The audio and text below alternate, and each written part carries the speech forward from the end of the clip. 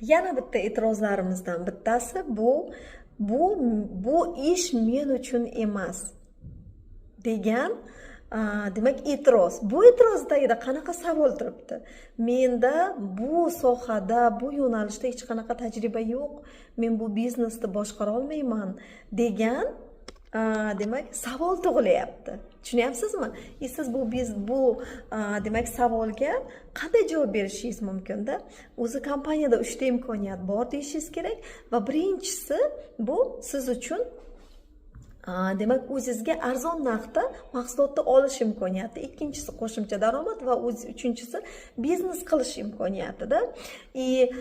Ko'pchilik katta liderlar, tarmoqli marketingdagi katta liderlar aynan shu sohada mana shunaqa e'tiroz bilan kelishgan.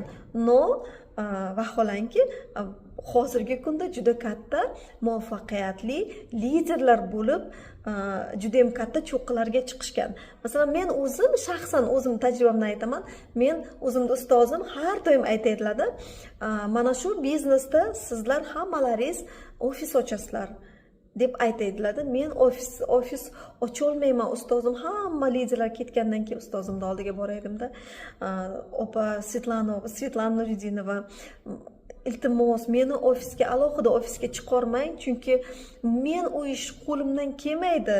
Ofis boshqarish meni qo'limdan kelmaydi. Men doim siz bilan qolishni istayman degan men o'zimda shunaqa fikr bo'lganda, lekin bu narsa tajriba bilan kelar ekanda. Agar siz mahsulotni ishlatsangiz, siz o'sha mahsulotni olgan nima deydi, tajribalaringizda olgan mahsulotdan olgan o'zingizga foydali tomonlarni siz o'zingizning mijozlaringizga yetkazasizda. Bu o'zi tanishlar, dugonalar, o'zingizning yaqin odamlaringiz. Chunki Faberlik mahsulotini ishlatadigan odamlar alohida ko'chalarda, alohida shaharlarda yashamaydi. O'zingizning atrofingizdagi odamlar cho'milsa, yuvinsa, atir sepsa, bo'yansa, erkaklar soqol olsa, demak bilingki, что Faberlik mahsulotiga sizda mijoz doim bor.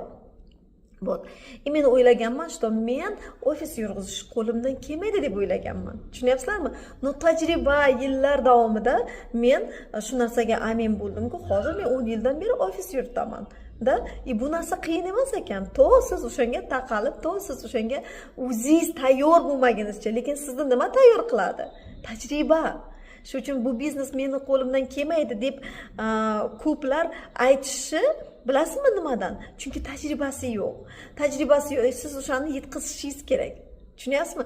Siz yetkazishingiz kerak, что aynan shu biznesda ular muvaffaqiyatli shu biznesda